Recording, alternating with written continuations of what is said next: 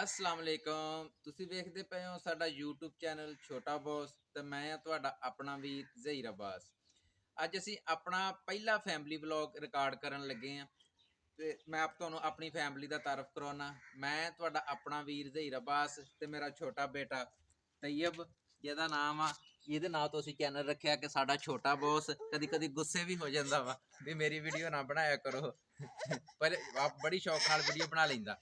ਤੇ ਜਦੋਂ ਚੱਲ ਲੈ ਜਦੋਂ ਆਪਣੀ ਮਰਜ਼ੀ ਇਹਦੀ ਹੋਵੇ ਤਾਂ ਬੜੇ ਸ਼ੌਕ ਨਾਲ ਵੀਡੀਓ ਬਣਾ ਲੈਂਦਾ ਵਾ। ਤੇ ਜਦੋਂ ਅਸੀਂ ਇਹਨੂੰ ਕਹਿ ਦਈਏ ਉਦੋਂ ਐਵੇਂ ਪਹਾੜਾਂ ਤੋਲਾਂ ਤੇ ਚੜਿਆ ਰਹਿੰਦਾ। ਵੱਡਾ ਮੇਰਾ ਪੁੱਤਰ ਤਲਹਾ ਸ਼ਹੀਦ ਤੇ ਇੱਕ ਮੇਰੀ ਬੇਟੀ ਆ ਤੇ ਆਖਰ ਦੇ ਵਿੱਚ ਮੇਰੀ ਬੀਵੀ।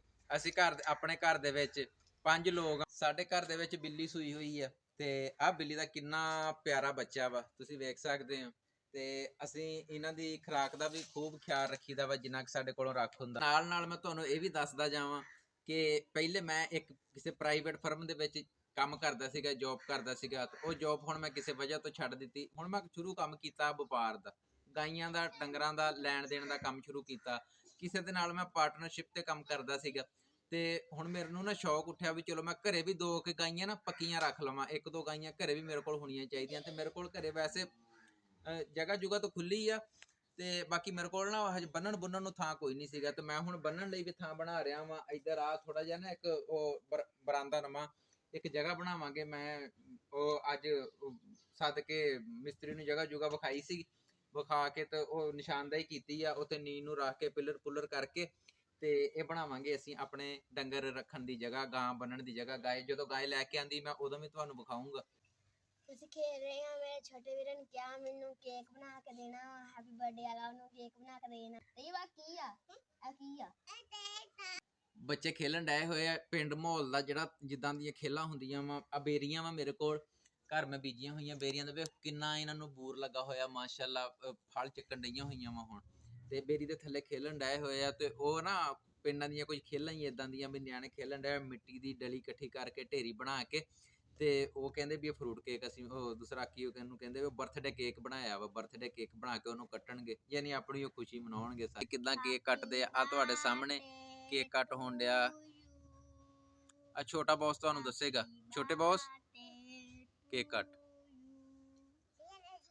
ਤੂੰ ਕੱਟ।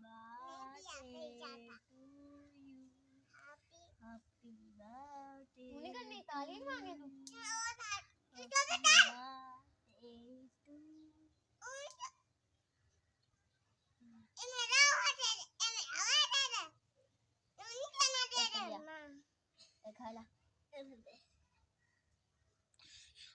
ਹਾਲਾ ਕਿੰਨਾ ਸਾਲਾ ਮਤਵਾਲਾ ਬਹੁਤ ਤੂੰ ਖਾਣਾ ਤਾਂ ਆ ਤੇਰਾ ਕੇਕ।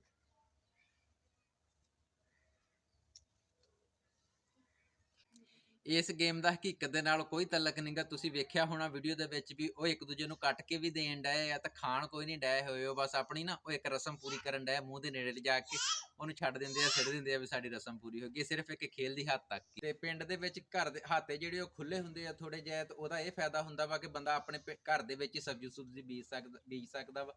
ਮੈਂ ਆਪਣੇ ਘਰ ਦੇ ਵਿੱਚ ਪਾਲਕ ਲਾਈ ਹੋਈ ਆ ਵਾ, ਕਿੰਨੀ ਸੋਹਣੀ ਪਾਲਕ ਫੁੱਟਿਆ ਹੀ ਆ। ਤੇ ਅਗਲੀ ਕਿਆਰੀ ਦੇ ਵਿੱਚ ਮੈਂ ਲਾਇਆ ਵਾ ਧਨੀਆ। ਧਨੀਆ ਹਜੇ ਮੱਠਾ ਹੀ ਫੁੱਟਿਆ ਵਾ, ਕੋਈ ਨਹੀਂ ਪਾਣੀ ਪੂਣੀ ਲੱਗ ਰਿਹਾ ਵਾ, ਫੁੱਟ ਪਏਗਾ ਹੋਰ। ਇਧਰਲੀ ਕਿਆਰੀ ਦੇ ਵਿੱਚ ਵੀ ਧਨੀਆ ਲੱਗਿਆ ਵਾ। ਅੱਛਾ ਜੀ, ਅੱਜ ਦੀ ਵੀਡੀਓ ਇੱਥੋਂ ਤੱਕ ਹੀ। ਅਗਰ ਤੁਹਾਨੂੰ ਵੀਡੀਓ ਪਸੰਦ ਆਈ ਹੋਵੇ ਤੇ ਵੀਡੀਓ ਨੂੰ ਲਾਈਕ ਕਰਨਾ, ਸਾਡੇ ਚੈਨਲ ਨੂੰ ਸਬਸਕ੍ਰਾਈਬ ਕਰਨਾ, ਆਪਣੀਆਂ ਦੁਆਵਾਂ 'ਚ ਯਾਦ ਰੱਖਣਾ। ਅੱਲਾ ਹਾਫਿਜ਼।